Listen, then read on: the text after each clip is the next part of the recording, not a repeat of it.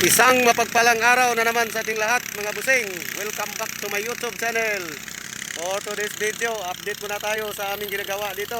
Yung paghukay namin ng foundation. Ito yung foundation namin mga busing. Ang daming tubig, maraming tubig yung foundation natin. At shout out sa lahat ng mga subscribers ko dyan. Yan, ipapakita ko sa inyo yung aming ginagawa dito. Paghukay ng foundation. I-share ko sa inyo yung aming mga activity dito mga busing. Tara, let's go! So mga busing, ito yung sitwasyon sa aming hinuhukay na foundation. Maladagat na, ang daming tubig. Dahil ang area natin nandito sa gitna ng palayan. Habang naghihintay kami na pinahibas namin to, yun yung ginagamit namin na water pump. Dalawa na lang ang natira dahil nag-overheat yung tatlo. 5 sana yung ginagamit mi dyan. Kaso lang nag-overheat dahil 24 hours yung andar niya. Hindi na kinaya. Bumigay ng ibang water pump na di makina. Yun na lang dalawa ang natira. Pero dadagdagan pa namin yan yung di kuryente para mas mabilis itong mahibas. Yun na lang ang solusyon namin dito mga busing. Ito yung foundation na aming hinuhukay. Yan, binablog ko na to nung nakaraang araw. Habang nagpapahibas kami doon, proceed muna kami doon sa kabilang hukay. Marami kasi itong mga foundation na aming huhukayin mga busing. Makikita natin yung backhoe, ayan o.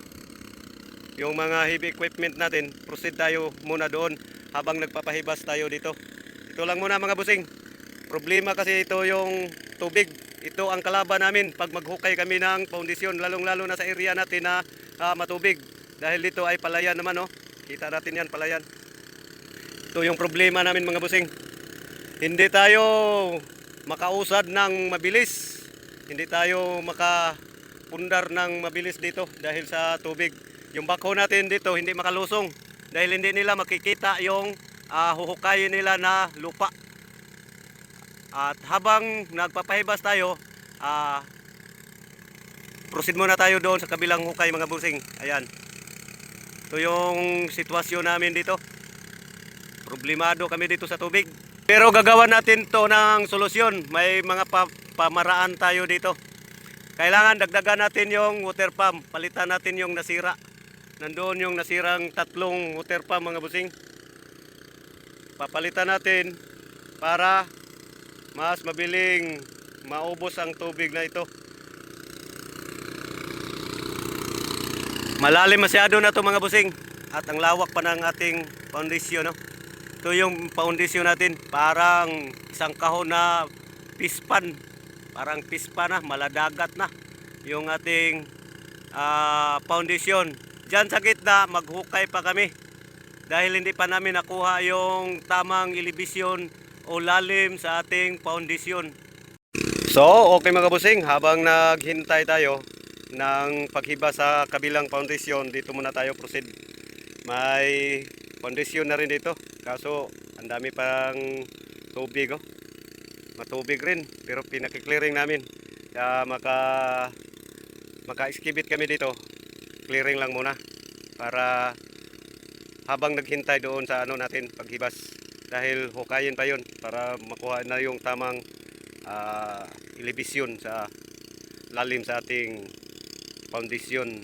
Dito muna tayo. May foundation tayo dito para sa aggregates mga busing. Okay mga busing, ipapakita ko sa inyo yung drawing sa aming ginagawa dito. Ibale yung maraming tubig na hinuhukay namin na foundation, ito yan.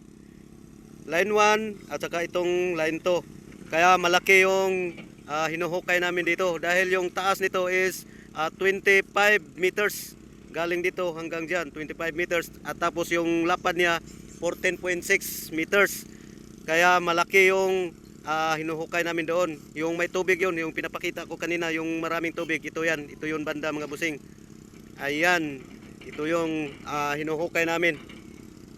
Malaki ito. Siyempre, pag maghukay tayo, hindi naman natin isiro-siro dito sa 25 meters by 14.6 meters. Kailangan mag-offset tayo. Ino-offsetan ko yan ng 5 meters para malaki yung pang space dito sa gilid. Para kung may bumigay na lupa, hindi matabunan yung hukay natin. Kaya may malaki pa tayong space dito, 5 meters galing dito sa ating mga sukat, yung sirong sukat natin sa ating foundation mga busing. Ito na yung forma. At habang marami pa itong tubig, ang ginagawa namin, proceed muna tayo. O proceed muna kami doon sa kabilang pundasyon. Dahil marami itong pundasyon mga busing. Oh. Ito, pundasyon rin to. Yung hinuhukay namin ngayon, ito yan. Yan. Yung hinuhukay dyan. Ito yung hinuhukay na naman namin. Habang naghintay kami dito na maubos yung tubig. Dahil hindi pa namin nakuha yung pinaka tamang sukat o elevation sa ating hukay dito. Dito muna kami. Ito yon sa aggregates yan mga busing. May conveyor yan. Kung makita natin dito sa ibang plano, ito na yan. Ang mapasok pala dito na mga kulong mga busing ay 40 columns. 40 na columns ang mapasok namin dito, yung hinukay namin na pundisyon, yung maraming tubig. Yan, dahil dito ilagay yung mga silo. Galing dito, aggregates. Papasok yan dito sa mga silo. Itong mga columns na ito mga busing. Yan, maraming columns ang ipapatayo pa namin dyan. 40 piraso na columns. At iba't ibang size, may 60 by 60, 50 by 50 at 60 by 80 na columns. Dito mga busing. Malawak tong aming ginagawa dito mga busing na batsing plant. Ayan gumagalaw na ang ating mga heavy equipment.